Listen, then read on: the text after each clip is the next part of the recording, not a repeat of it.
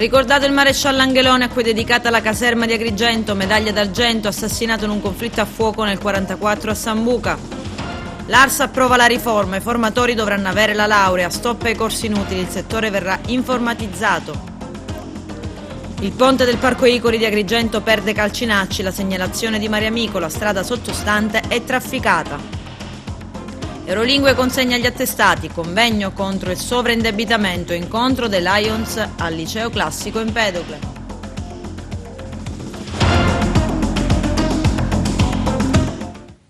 Bentrovati gentili telespettatori al nostro appuntamento con l'informazione. La polizia ha ricordato stamani nella caserma di Via Crispi ad Agrigento, a lui intitolata il maresciallo dell'allora corpo delle guardie di polizia Domenico Angelone, medaglia d'argento al valor militare, assassinato nel 1944 a Sambuca di Sicilia durante un conflitto a fuoco con alcuni malviventi. Il servizio di apertura del nostro direttore Arturo Cantella.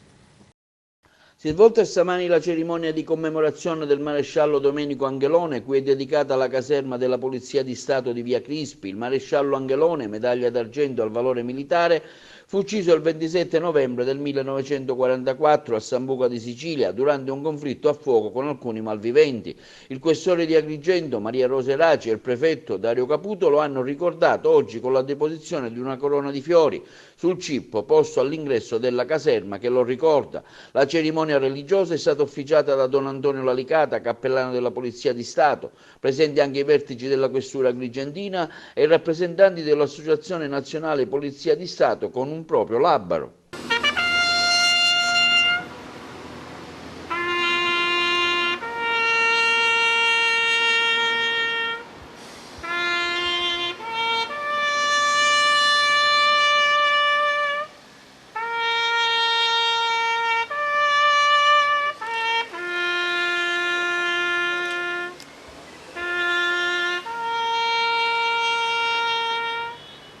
Una giornata importante per non dimenticare chi ha sacrificato la propria vita per garantire la sicurezza dei cittadini. Il maresciallo nel 1944 faceva parte di una pattuglia anti-banditismo, perché allora l'isola, siamo quasi a ridosso della fine della seconda guerra mondiale, era infestata da banditi e quindi un comando lo ha ucciso nelle campagne vicino Sciacca, vicino alla sede dove lui prestava servizio, così rovinando la vita sua e impedendo la crescita dei suoi figli.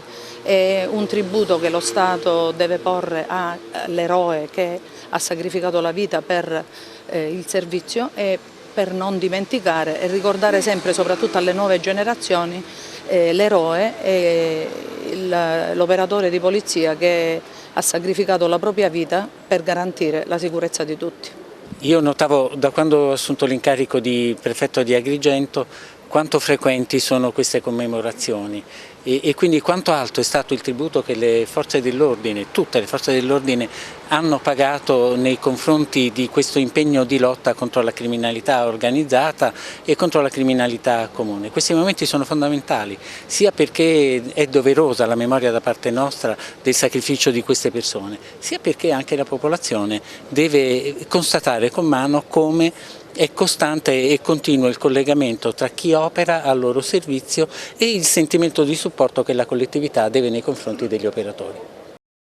Ad Agrigento, in centro città, lungo la strada che costeggia l'ex Parco della Dolorata, conosciuto come Parco Icori, vi è un cavalcavia a rischio crollo. Se ne è accorta l'associazione ambientalista Mariamico, coordinata da Claudio Lombardo, che afferma il cavalcavia perde Calcinacci. Sotto questo ponte il traffico è intenso, soprattutto di giovani in moto che ogni giorno vanno a scuola. Possibile che nessuno si accorga di nulla? Possibile che nessuno faccia nulla per evitare una possibile tragedia? Conclude l'associazione.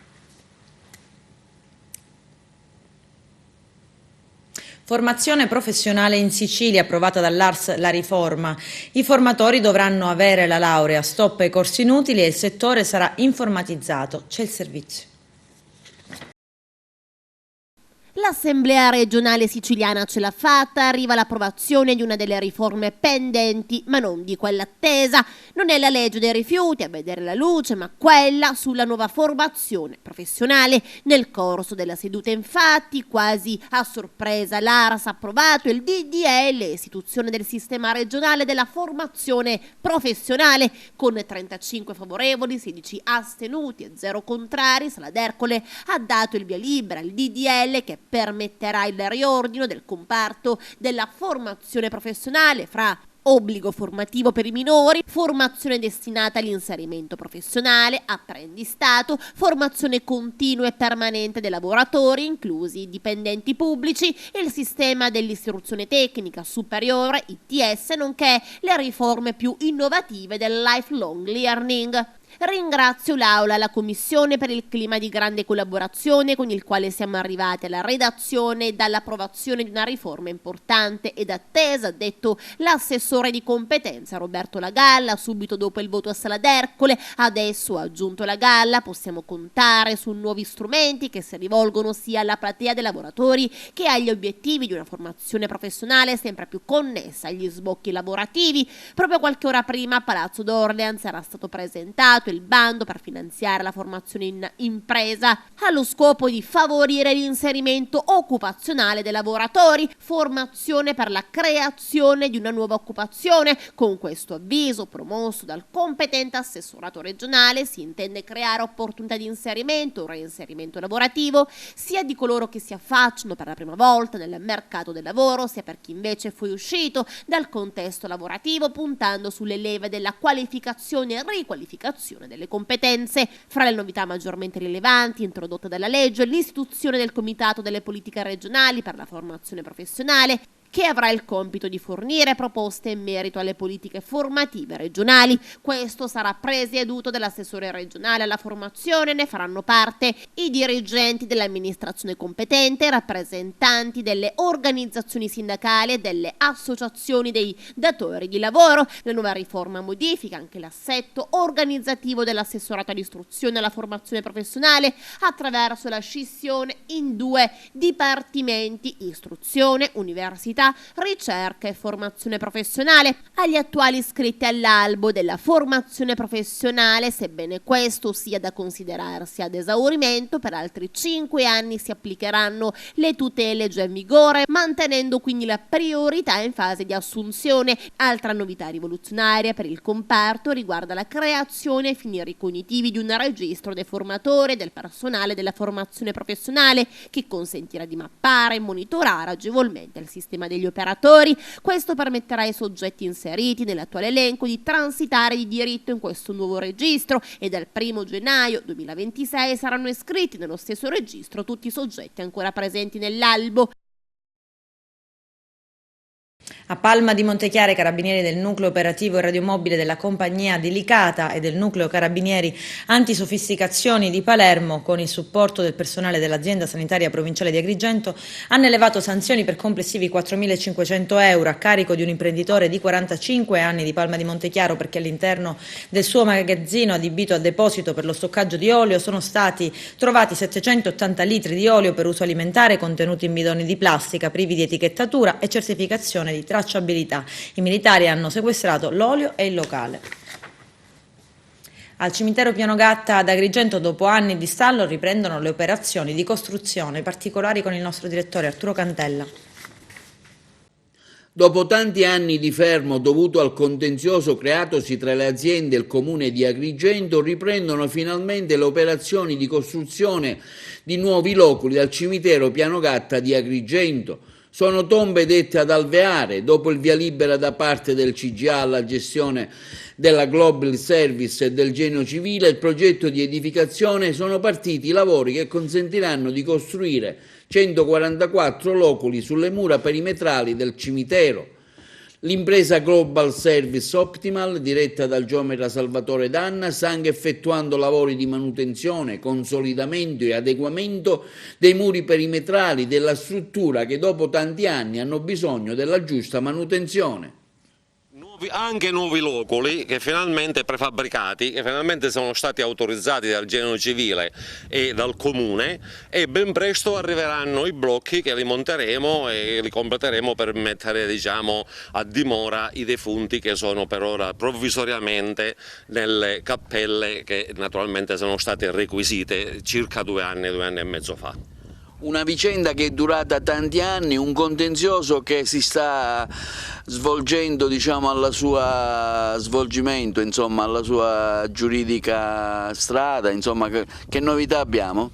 Ma noi speriamo bene, certo questo dei loculi è un segnale, sono passati circa 9 anni, ci siamo riusciti, diciamo che stiamo trattando con il Comune, aspettiamo che ci convocano per fare la riunione anche con gli avvocati e i tecnici per vedere di arrivare ad un accordo complessivo e dare una risposta concreta ai cittadini, perché se la meritano tutta, perché chiaramente noi siamo venuti a fare questa bella attività qua dentro in project financing per fare una cosa che chiaramente deve essere funzionante e funzionale e dare risposta ai cittadini, per cui oggi finalmente possiamo dire che c'è un segnale di ripresa importante che speriamo ci porta a un accordo complessivo. Quindi ricordiamo anche le varie opportunità, le offerte, diciamo, che voi date a chi vuole, diciamo, comprare una cappella. Ci sono varie tipologie di cappelle, dottore Danna? Sì, ci sono già diverse tipologie di cappelle già complete al grezzo, e abbiamo fatto una promozione per quanto riguarda le opere di rifinitura, perché le cappelle debbono essere pagate per quello che sono, perché ci sono dei prezzi già stabiliti col Comune che sono invariabili, non possono essere, diciamo, né abbassati e manco alzati. Però sui lavori di rifinitura, sugli accessori, diciamo, stiamo facendo una campagna importante per venire incontro ai cittadini. Voi state anche effettuando lavori di manutenzione, ripristino di opere che nel frattempo si sono un po' deteriorate, addirittura il muro di cinta ha rinforzato, insomma si investe sempre in una struttura che potrebbe risolvere le tante problematiche del caso. Certo, questo è un progetto di circa 37 anni fa, i primi lavori risalgono all'85-86, qua sono state già 2 imprese, allora i materiali che si usavano non erano di alta tecnologia come quelli che sono oggi, per cui abbiamo dei calcestruzzi ammalorati, ci sono dei problemi, ma noi tutto quello che c'è da fare lo stiamo facendo, lo abbiamo sempre fatto, per cui ci aspettiamo una risposta del Comune che faccia pure il suo dovere e ci venga incontro nei nostri diritti e in quello che ci spetta, diciamo. Fermato alle 3 di notte per un controllo, viene trovato a bordo della sua autovettura in possesso di una mazza da baseball lunga 75 cm e un coltello di 13 cm. I carabinieri della radiomobile della compagnia di Canicattì hanno denunciato un 25enne canicattinese per porto d'arma di genere vietato. Gli oggetti sono stati sequestrati.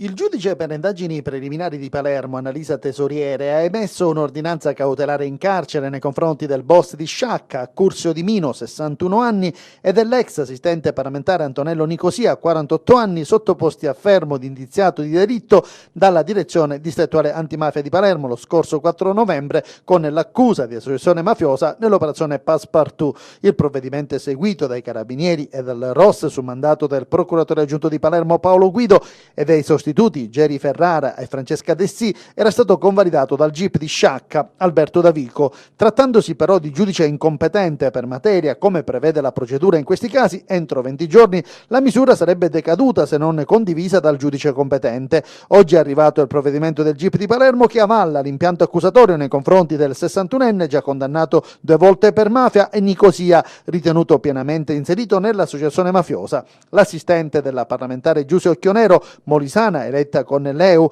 e ora passata a Italia Viva, non indagata nell'inchiesta, sfruttando il suo incarico sarebbe riuscito, secondo l'accusa, ad entrare nelle carceri di massima sicurezza e veicolare messaggi dei boss all'esterno. Insieme a Di Mino, inoltre, avrebbe gestito affari e società e persino progettato un omicidio. Il GIP, invece, contrariamente a quanto deciso dal collega di Sciacca, ha sostituito la misura del carcere con i domiciliari per 3 presunti fiancheggiatori. Si tratta di Paolo e Luigi Ciaccio, entrambi di 33 anni, e Massimiliano Mandracchia di 46 anni. Con il deposito del provvedimento, i difensori, gli avvocati Salvatore Pennica, Gioacchino Sbacchi, Paolo Imbornone, Antonello Palagonia e Calogero Lanzarone potranno rivolgersi al Tribunale dell'esame per chiedere l'annullamento degli arresti. Ci fermiamo per la prima pausa pubblicitaria, tra poco.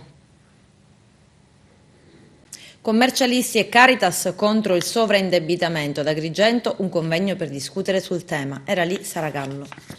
Il sovraindebitamento e i suoi aspetti sociali, economici e giuridici è stato il tema del convegno avvenuto nella sala Chiaramontana del seminario di Agrigento, che ha visto come relatori rappresentanti della Caritas, della Pastorale del Lavoro, dell'Ordine dei Dottori Commercialisti ed un esponente della sezione civile del Tribunale di Agrigento. Un dibattito avente ad oggetto i sovraindebitamenti nei centri di ascolto, la nuova povertà nelle famiglie, la sostenibilità del consumatore, nonché la spiegazione dell'accesso e del funzionamento della legge 3 del 2012. Oggi l'Ordine dei Dottori Commercialisti di Agrigento è lieto di annunciare alla cittadinanza l'avvenuta costituzione dell'organismo di composizione della crisi, OCC.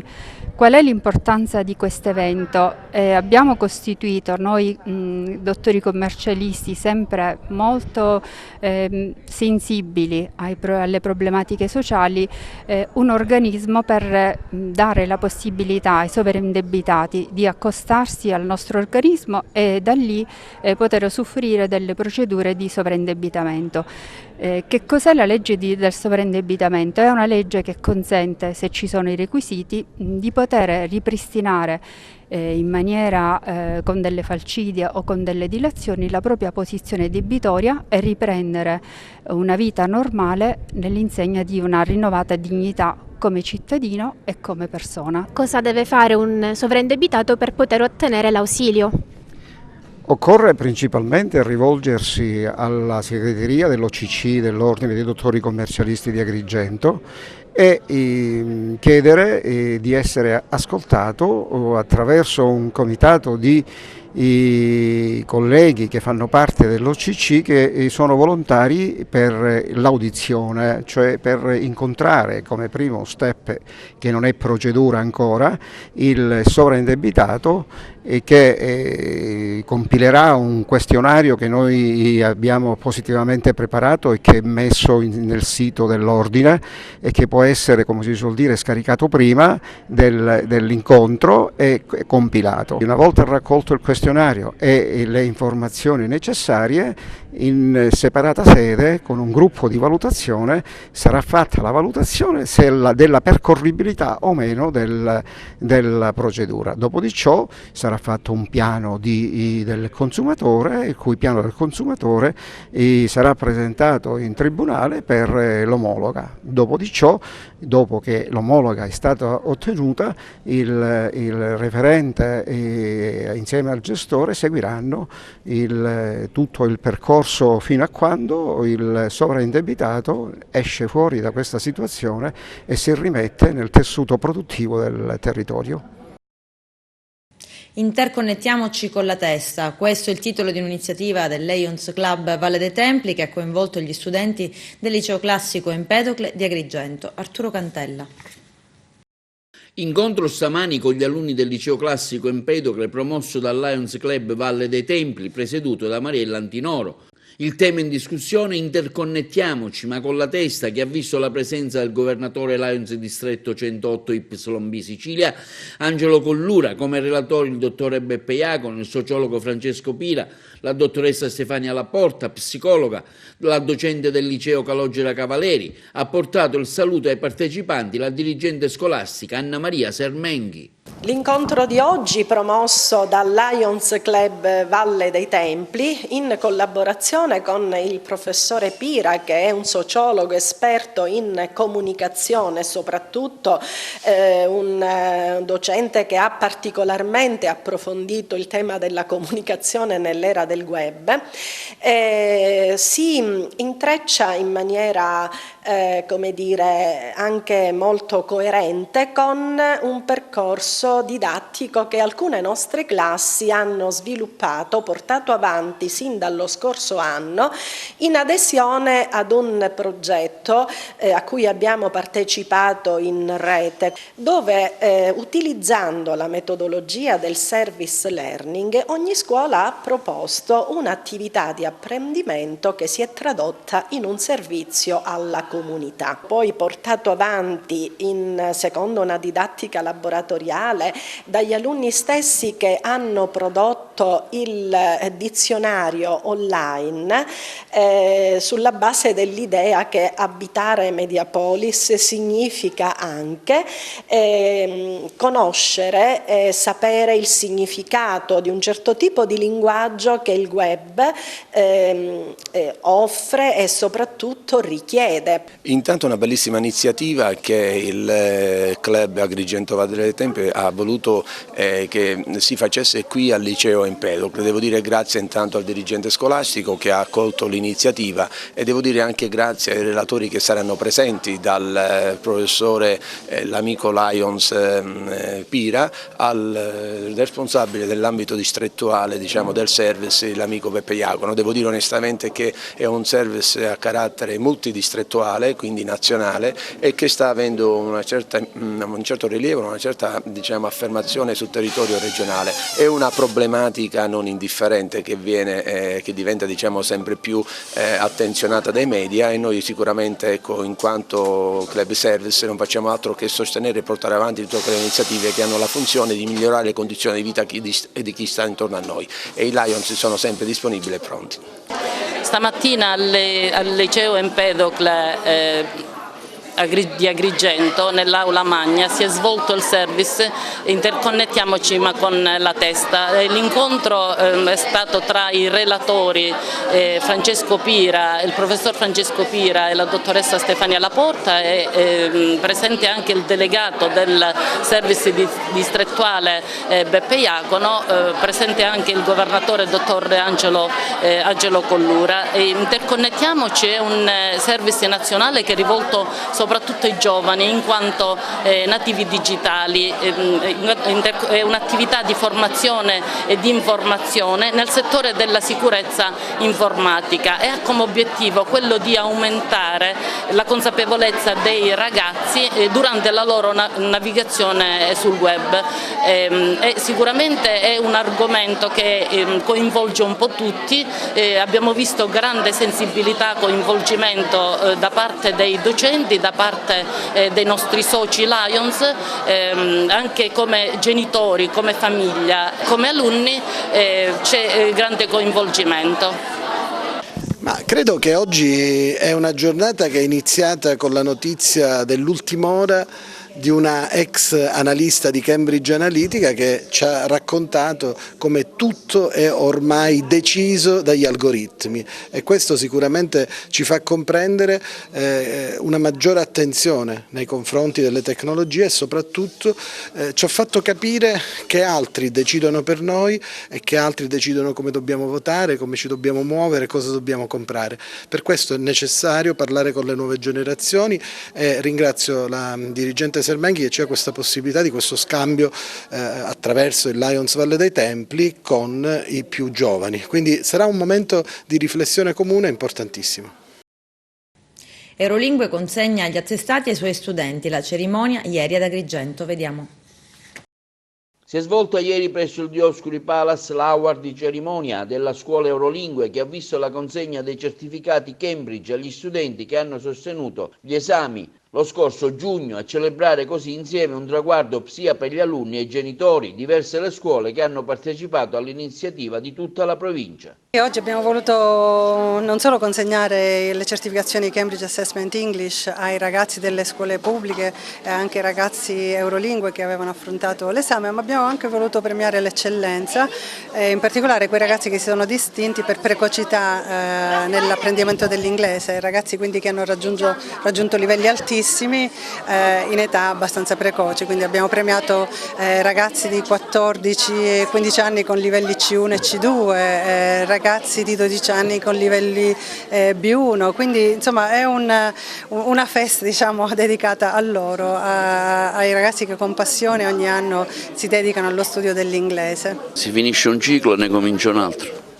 Sì, quest'anno, oggi abbiamo concluso, diciamo, con le certificazioni dell'anno 2018-2019, adesso naturalmente ci dedicheremo all'anno 2019-2020 e quindi ci aspettiamo di fare tantissimi candidati come già l'anno scorso, sono numeri sempre in crescita perché ormai le famiglie hanno recepito il messaggio e anche i ragazzi stessi hanno capito l'importanza. Abbiamo chiesto a qualcuno, appunto, dei ragazzi coinvolti qual era stata la loro esperienza e tutti erano consapevoli del valore della certificazione, non solo dello studio dell'inglese ma proprio del valore della certificazione Cambridge Assessment English come passaporto per la vita lavorativa, la vita universitaria, la carriera scolastica universitaria. La lingua si ramifica anche nel tessuto sociale siciliano, non solo nel capoluogo agrigentino. Sì, siamo sempre stati vicini un po' al territorio e quindi siccome facciamo esami un po' dovunque nella Sicilia occidentale, allora ci siamo avvicinati anche alle scuole, agli studenti con cui già facevamo esami, portando le scuole vicino, le scuole eurolingue più vicino alla loro città. Per noi il primo anno ci siamo cimentati nel diventare scuola preparazione per gli esami Cambridge, siamo molto soddisfatti dei livelli raggiunti perché i ragazzi in pratica si sono iscritti in più di 100 agli esami, li hanno sostenuti tutti con esito positivo, abbiamo avuto dei risultati anche brillanti di allieve che si sono distinte nel superare il livello per il quale sostenevano l'esame, quindi dal B2 al C1.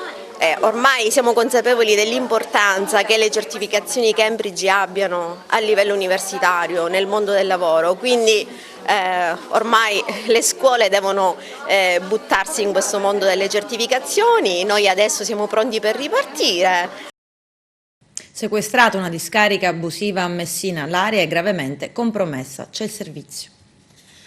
Una maxi discarica è stata sequestrata a Messina. I finanzieri del Comando Provinciale di Messina e del Reparto Operativo Aeronavale di Palermo, nell'ambito di indagini dirette dalla Procura della Repubblica di Messina, hanno effettuato il sequestro preventivo disposto dall'ufficio GIP del Tribunale Peloritano di un'area di circa 12.000 metri quadri, sita nella contrada San Corrado del rione Gravitelli della città dello Stretto. L'area era stata trasformata in discarica abusiva a cielo aperto. Le investigazioni condotte dagli specialisti del GICO, del Nucleo di Polizia Economico-Finanziaria e dei militari della Stazione Navale di Messina sono state rivolte nei confronti delle ditte società, anche registrate come Ollus, riconducibili a 2 persone di 53 e 32 anni, operanti nel settore del movimento terra. I 2, secondo l'accusa, con il supporto di terzi fiancheggiatori, pure indagati, hanno illecitamente sversato una quantità smisurata di rifiuti speciali costituita da materiali di risulta derivanti da attività edili e di sbancamento in un'estesa area privata, sprovvista di qualsivoglia tipologia di autorizzazione. Più in particolare, come documentato dalle indagini svolte, l'enorme abusiva discarica oggi cautelata, sita in località Gravitelli, è stata destinataria di molteplici rifiuti, identificabili in sfabbriciti, laterizi, elementi cementizi, ceramici, plastici e in vetroresina, residui di materiale in gesso, tubazioni, profilati in PVC, frammenti di asfalto, polistirolo, pneumatici, sanitari, terra derivante da attività di sbancamento, rifiuti vegetali derivanti da scerbatura, nonché mezzi da movimento terra utilizzati per creare le buche che venivano riempite coi rifiuti, poi coperte e livellate. Gli accertamenti disposti dalla Direzione Distrettuale Antimafia di Messina ed eseguiti dalla Guardia di Finanza hanno documentato in aggiunta la singolare circostanza come gli odierni indagati risultassero continui a strutturate organizzazioni criminali di matrice mafiosa. Del resto appare inverosimile che una discarica di tali dimensioni non abbia suscitato reazioni da parte della cittadinanza. L'operazione odierna testimonia l'impegno e la costante attenzione della Procura della Repubblica di Messina e della Guardia di Finanza, quale forza di polizia a competenza generale in materia economico-finanziaria nel contrasto all'inquinamento ambientale a beneficio della migliore qualità di vita, della salute e della sicurezza pubblica, nonché nella tolleranza zero verso gli ecocriminali, un business, quello dei rifiuti, che non conosce crisi. Adesso ci fermiamo per la seconda ed ultima pausa pubblicitaria, tra poco vi aspetto. Strage di Capaci, la teca con la macchina della scorta di Falcone in mostra a Latina. Vediamo. È arrivata a Latina ed è stata posizionata sotto i portici dell'Intendenza di Finanza in Piazza del Popolo, la teca con i resti di Quarto Savona 15, la croma della scorta di Giovanni Falcone, il giudice ucciso nell'attentato di Capaci con gli agenti di scorta. La teca sarà scoperta alla presenza del sindaco Damiano Coletta e di Tina Montinaro, moglie del capo scorta del magistrato. La cerimonia di inaugurazione della teca, che custodisce i resti della croma blindata su cui viaggiavano gli uomini della scorta di Falcone, Antonio Montinaro, Vito Schifani e Rocco Di Cillo, odora ancora di una storia senza tempo, troppo dolorosa e subdola da ricordare. Eppure quel ricordo è doveroso, unico gesto di vita e speranza. A rimuovere il telo che copre la teca saranno anche il prefetto di Latina Maria Rosa Trio, il questore Rosaria Amato, il presidente dell'Osservatorio per la sicurezza e la legalità della regione Giampiero Gioffredi e il vicepresidente della giunta regionale Daniele Leodori. Parteciperanno alla cerimonia il comandante provinciale Carabinieri, colonnello Gabriele Vitagliano, il comandante provinciale della Guardia di Finanza, colonnello Michele Bosco, e una rappresentanza della Procura della Repubblica e del Tribunale di Latina. L'esposizione della teca, che arriva nel capoluogo pontino per la prima volta, è stata promossa dal Comune di Latina, dalla Polizia di Stato e dalla Regione Lazio e potrà essere visitata tutti i giorni da oggi, 27 novembre, sino al 3 dicembre prossimo. La cerimonia di inaugurazione, preceduta da un incontro di Tina Montinaro con gli studenti al Liceo Grassi di Latina, rievocherà un momento tristemente unico della storia stragista in Italia. Obiettivo della mostra quello di raccontare la storia di chi viaggiava su quell'auto, i ragazzi della Quarto Savona 15, nome in codice della scorta, la storia di un viaggio, quello della croma blindata, che il 23 maggio del 92, colpita in pieno dalla deflagrazione del tritolo, fu ritrovata nel tardo pomeriggio di quel giorno, distrutta in un uliveto a diverse centinaia di metri di distanza dal luogo dell'attentato. La storia di questo viaggio, la storia di un percorso che non finisce sotto il tritolo, ma che continua ancora oggi grazie all'impegno della Polizia di Stato e di Tina Montinaro, che permette a quell'auto di percorrere ulteriori chilometri in tutto il paese per affermare il valore della memoria e dell'impegno contro la criminalità organizzata. La Quarto Savona 15 rappresenta un monito perenne per non dimenticare la strage di Capaci e tutte le vittime innocenti delle mafie. Ieri nella sala consiliare del Comune di Licata, incontro operativo per illustrare le procedure e le modalità per poter fruire dei contributi per l'artigianato, ma anche per dipendenti e titolari delle aziende danneggiate dal maltempo. I particolari nel servizio. Oggi la CNA Licata, intanto, per esprimere solidarietà a questa comunità che è stata danneggiata dal maltempo, ma anche per offrire delle soluzioni a quelle che sono le problematiche con l'EBAS. Certamente, intanto voglio ringraziare l'amministrazione comunale di Licata che ci ha invitato, che ha colto il nostro sostegno, ma voglio ringraziare anche la CNA di Licata che si è prodigata subito allertando la CNA provinciale e regionale affinché trovassimo una soluzione al problema, una soluzione di sostegno naturalmente. Noi abbiamo portato qua un rappresentante del nostro ente bilaterale dell'artigianato in Sicilia, che praticamente sta spiegando le procedure attraverso le quali le imprese che hanno subito dei danni e i lavoratori delle imprese che hanno subito dei danni possano attingere a delle provvidenze di carattere privato, perché sono provvidenze dell'EBAS, per cercare di tamponare a quel danno subito. Naturalmente è poca cosa rispetto al danno che è stato fatto, ma io dicevo poco fa nell'intervento che ho fatto che secondo me, oltre a questo di cui noi ci facciamo carico, è necessario necessario che la politica allicata si faccia carico anche di trovare soluzioni strutturali che evitino situazioni come queste, perché ogni anno sistematicamente, a quanto mi è dato sapere, si verificano situazioni nel periodo di maltempo si verificano situazioni di danni alle imprese e danni all'agricoltura che certamente Licata non può più sostenere. Allora è necessario che tutta la città gridi l'aiuto alle istituzioni e le istituzioni si facciano carico di trovare le soluzioni strutturali per risolvere questi problemi.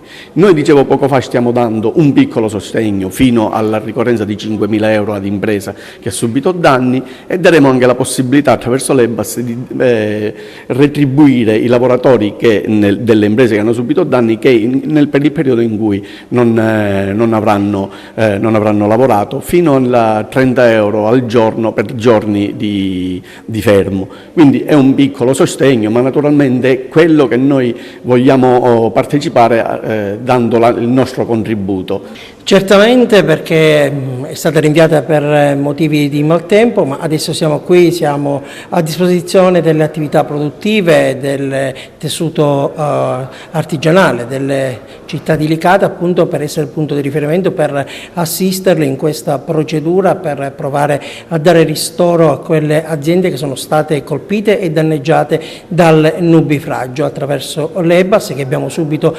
mobilitato per attivare quelle che sono le misure di sostegno, sia per poter dare un aiuto, un contributo alle aziende ma anche ai lavoratori. C'è stata una partecipazione molto importante e questo ovviamente ci consente di essere punto di riferimento sia a Licata che nel territorio del tessuto produttivo che oggi è in difficoltà, ma noi abbiamo questa grande forza di poter stare accanto a loro anche nei momenti di bisogno. L'importanza anche dell'associazione e dell'associarsi, di aderire all'associazione in periodi in cui naturalmente non ci sono emergenze è importante, anche perché l'unione fa la forza e in questo caso state dimostrando che siete vicini al comparto produttivo e che comunque ci sono degli strumenti che possono essere utilizzati. Non solo nei momenti di bisogno, non solo nelle situazioni di emergenza, ma associarsi conviene, perché stare insieme, come diceva lei, l'unione fa la forza, stare insieme si possono ottenere grandi risultati, ci sono grandi agevolazioni, ci sono aiuti, c'è anche un'attività di servizio costante, quotidiana, che noi offriamo alle aziende che si associano alla nostra CNA, quindi associarsi certamente conviene, perché stare insieme si fa sistema, si fa squadra, si può arrivare lontani, da soli non si va da nessuna parte. A livello provinciale la CNA di Licata è un punto di riferimento? CNA di Licata è un punto di riferimento, è certamente un tessuto socio-economico molto vivo che teniamo molto in considerazione anche per il fermento, per l'attività che svolge quotidianamente il Presidente Caico, ma anche tutte le altre strutture dislocate nel territorio provinciale svolgono una grande attività sempre accanto alle imprese, accanto anche ai cittadini, perché noi facciamo anche patronato, facciamo caffè, insomma siamo pronti ad essere punto di riferimento nei territori. Può intervenire con un intervento diretto alle imprese per i danni subiti, alle strutture imprenditoriali, con un massimo di intervento fino a 5.000 euro, mentre per i lavoratori che entrano in sospensione o interruzione di rapporto con un contributo di 30 euro giornalieri per 30 giornate consecutive. E naturalmente può proseguire inoltre con intervento di interruzione, assegno di interruzione che dura 13 settimane, oppure assegno di solidarietà che dura 26 settimane. Cosa devono fare le aziende? Le aziende hanno già la strada ben spianata, perché l'amministrazione comunale ha già dichiarato lo stato di calamità. Devono certificare e relazionare i danni subiti e dopodiché presentare le domande tramite le proprie associazioni imprenditoriali, e in questo senso anche la CNA. Poi, naturalmente, per i lavoratori la procedura è concordataria con le organizzazioni sindacali. Si fa assieme il verbale di sospensione e si trasmette all'EBAS che controllerà la regolarità della pratica e entro 30 giorni delibera l'erogazione. Questa procedura è stata attivata solo per Licata o in Sicilia ci sono anche altre realtà interessate? In Sicilia ci sono anche altre realtà, è stata già provata in occasione degli eventi sismici del territorio etneo dell'anno scorso e ha dato buoni risultati, e quindi noi oggi la riproponiamo anche a Licata, ma anche in altri centri che sono stati colpiti dai nubifragi, dagli eventi alluvionali. E naturalmente questa è una strumentazione che viene messa a disposizione dei lavoratori che delle imprese. Calcio promozione, parliamo di Unitas Sciacca. Tonino Butera. Al termine dell'allenamento di martedì siamo con Pasquale Galluzzo, bomber dello Sciacca. Domenica scorsa doppietta e vittoria in una partita con la Nissa per 3-2. Pasquale, questo Sciacca inizia davvero a fare sul serio. Sì, stiamo facendo un buon campionato, noi ce la metteremo tutta per andare avanti e giocarcelo con tutti. Con l'umiltà si va avanti, giustamente ci sono squadre attrezzate che noi diremo la nostra in questo campionato. Come pensi che questo Sciacca possa vincere il campionato? Lo Sciacca è una squadra accreditata per vincere il campionato, però tu sai che i campionati sono difficili, si gioca partita dopo partita. Sì, sinceramente noi guardiamo partita dopo partita e affronteremo tutte le partite allo stesso modo. Giustamente sarà un campionato molto duro da affrontare nei giorni di ritorno e speriamo bene. Bene, ad un certo punto volevi quasi smettere con il calcio e invece è ritornata la voglia di giocare e difendere i colori nero-verdi. Eh sì, quando chiama la città dove sei nato e cresciuto, dire di no è impossibile, quindi già lo scorso anno abbiamo vinto il campionato in prima, quest'anno siamo in promozione, aiutati da un grande pubblico, da una grande tifoseria e dagli ultra che sono veramente eccezionali ogni domenica. È proprio del pubblico che volevo parlare, ho visto delle immagini, la domenica è un piacere scendere in campo, girarsi dall'altro lato e vedere più di 1000 persone. Sì, a me sinceramente era una cosa che non era mai capitata in tanti anni di giocare in queste categorie, diciamo, dilettantistiche. Però veramente giocare con questo pubblico e soprattutto nella città dove sei nato, avere tutte queste persone, questi tifosi è veramente qualcosa di eccezionale e ti dà una carica in più la domenica per cercare di vincere le partite. Non è sicuramente una domanda da fare ad un giocatore, però questo Sciacca dove vuole arrivare, in virtù anche del fatto che ora ci sarà una campagna di rafforzamento, si stanno per aprire le liste, era girata qualche voce che la società, invece io ho avuto conferma dei dirigenti che la società rilancia e non il fatto che Cortese sia andato via. Cosa può succedere adesso? Ma dispiace che è andato via Cortese, che sicuramente non sono io a conoscerlo, quindi, però sicuramente la società farà qualche movimento in entrata per cercare di arrivare il più in alto possibile. Noi ce la metteremo tutta, giocheremo partita dopo partita per cercare di tirare il massimo su ogni partita. Siamo con Vincenzo Piazza, tecnico dell'Unitas Sciacca, mister. Vittoria sofferta domenica, credo meritata comunque con la Nis. Sì, sofferta perché abbiamo fatto l'ultimo gol, il 3-2 l'abbiamo fatto al 92esimo. Sofferta sì, ma meritata sicuramente perché abbiamo comunque attaccato la porta più di 90 minuti, poi trovando il gol della vittoria, diciamo, negli ultimi minuti. Da oggi iniziate a preparare la trasferta di Villabate, venite da 4 vittorie di fila, volete continuare sicuramente questo filotto? Sì, noi innanzitutto ogni partita ha la sua storia, però non nascondiamo che ogni volta che andiamo e scendiamo in campo giocheremo sempre per vincere, ci mancherebbe. Che aspettative abbiamo per il futuro dello Sciacca, l'imminente futuro chiaramente? L'imminente futuro è innanzitutto di giocarci il campionato a viso aperto con tutte le squadre e in tutti i campi, sia in casa che fuori. L'abbiamo fatto con tutte le squadre che abbiamo incontrato, lo faremo sicuramente con tutte le altre squadre che dovremo incontrare. Campagna di rafforzamento, arriverà qualche giocatore, Cortese è andato via? Sì, Cortese è andato via, ovviamente stiamo vedendo con la società, vediamo a dicembre quello che possiamo trovare, quello che possiamo avere di bisogno e vediamo di farci un regalo, non dico regalo ma è diventata una necessità. Con questo è tutto, termina qui l'edizione del telegiornale. Grazie per la gentile attenzione e per essere stati con noi. A presto.